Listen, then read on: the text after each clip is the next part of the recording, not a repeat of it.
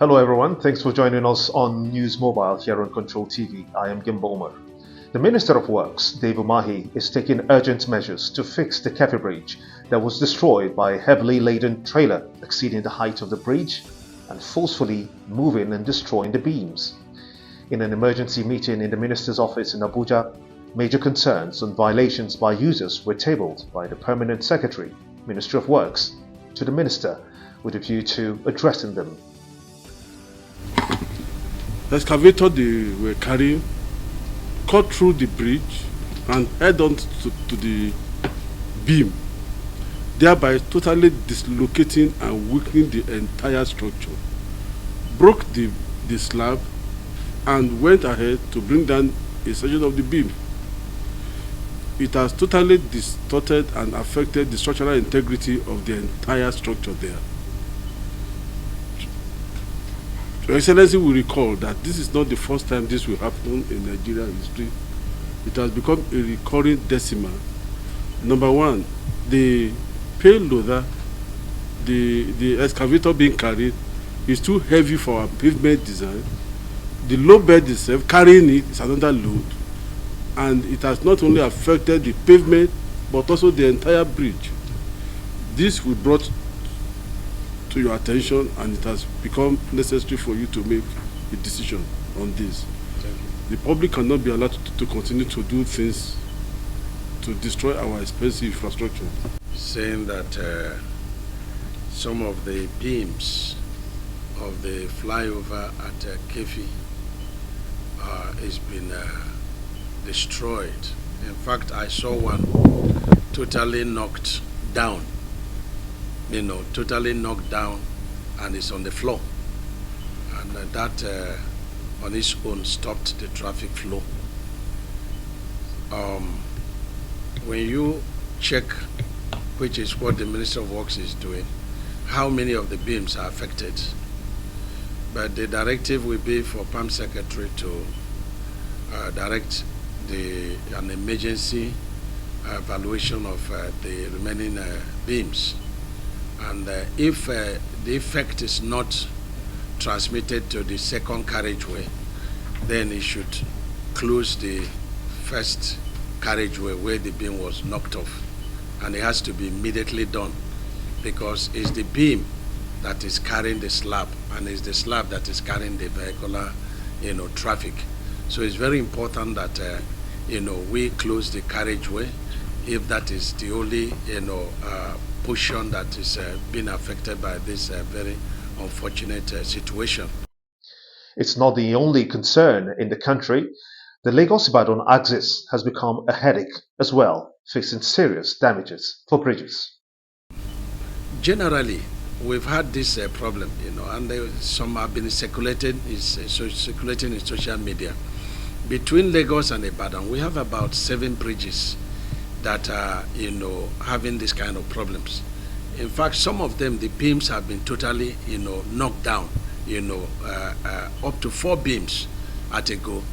And we had no option than to close the overpass of these flyovers. So we close it, and it's giving a very serious traffic problems. And, commending the president very, very highly. The moment I went to him and tabled the problems, he immediately approved, the reconstruction of these affected, bridges, and also Ido Bridge, where the beams have been also knocked down. In fact, we went as a team, including my PAN secretary and the senior directors. We had to go and evaluate these bridges. And unfortunately,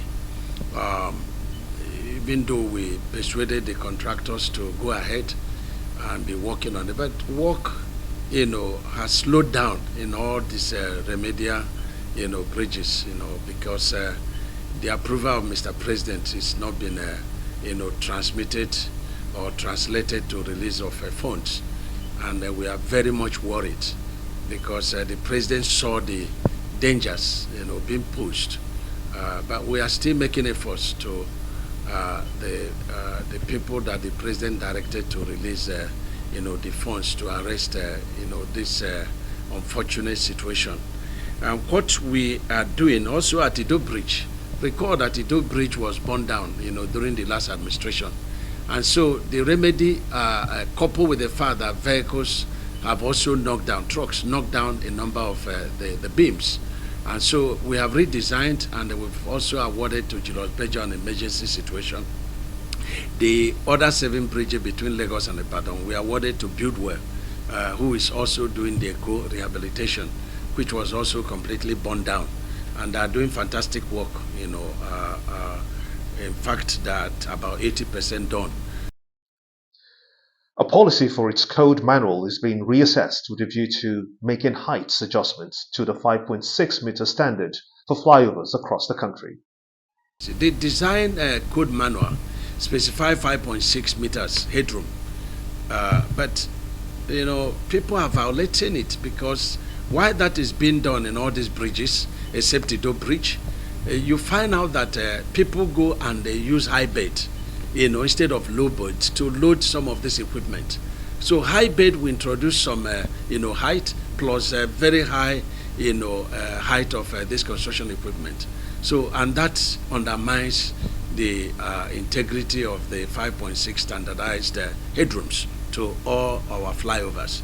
So we've had a meeting with, High Tech and other contractors who are recently constructing bridges. And we have said, look, the minimum requirement for flyovers has to be 6.5 meters headroom. And we're also going to put a kind of gateway, heavy metal, gateway front and back, so that if a vehicle is coming, let the vehicle that is overburdened, had to contend with that, metal iron first, and then by the time the jam, it would have, knocked down the vehicle and the overburden distance to protect the bridge.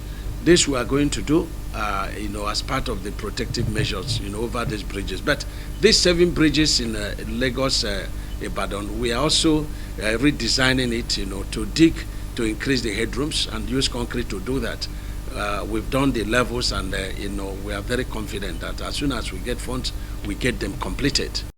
The Dangote refinery concerns are also being considered according to a heavy and highly motorized movement for effective operations of the national assets. We have also another situation at hand. Dangote PLC at the refinery at Lekki Deep Seaport in Lagos gave us a letter which I administered to my PAM secretary. And the letter is saying, listen, we have overburden, cargoes from the Lekki port, once in a while to the refinery. And it's requesting, instead of 6.5 headroom, that we should build a headroom of 20 meters, and then a car, this free span of 60 meters.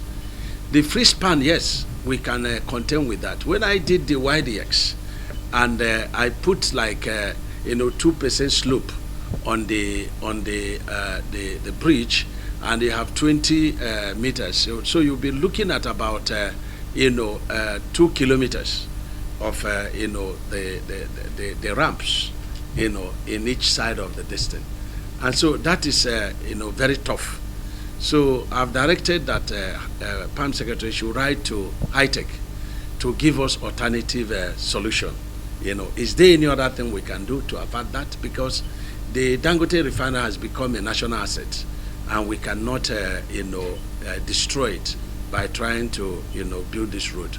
And I'm sure that we could create an alternative route, but let the contractor give us some alternatives and the cost implications, and then we will take a decision. And I want this to happen within the next 7 days, because I don't want us to be part of the delay of the high speed of High Tech in the construction of this coastal highway. I continue to commend them for what they are doing. The minister in the question and answer session said more as he asked for funds from the Ministry of Finance for quick reconstruction of the Kefi Bridge. And I would like you to meet with the Minister of Finance, and the PAM Secretary there to request, let them know how serious these things are, and evaluate emergency, reconstruction of this Kefi Bridge. Is very important. What it means is that we have technical ways to do that. If God helps us and a few beams are affected, then we will have a way to replace the distance. We jack up the span and then replace it. But if the other carriageway is affected, then we now have to replace the entire slab. But we have very scientific and technical way to handle that. The only thing is that it's going to build traffic. But we will do everything possible to restore this. And I want to apologize to the public. It's not our making. It's an accident. And there's nothing we would have done. This was not recently constructed. The minister is optimistic that these measures, when put in place, will ease movements of heavy motorized vehicles carrying heavy loads that exceeds the normal standards of 5.6 meters, as designated in the country.